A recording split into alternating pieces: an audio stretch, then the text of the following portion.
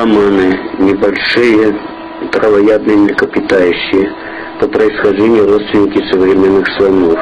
Размеры примерно как у домашней кошки. Даманы распространены в Израиле. Живут они на скальных грунтах большими колониями. Даманы очень осторожны и при виде опасности издают резкий высокий звук, заставляющий все их сообщество прятаться в убежище. Они упоминаются в Торе под названием сапаны, зайцы. Даманы размножаются круглый год. Это очень подвижные, быстрые зверьки. Они прекрасно двигаются по деревьям, по гладким камням, благодаря особому строению лап.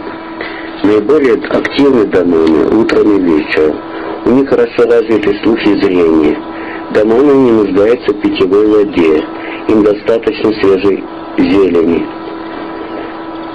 Интересно, что слово «сапан» в иврите означает кролик, и что название Испания происходит от слова «сапан», означает «страна кроликов».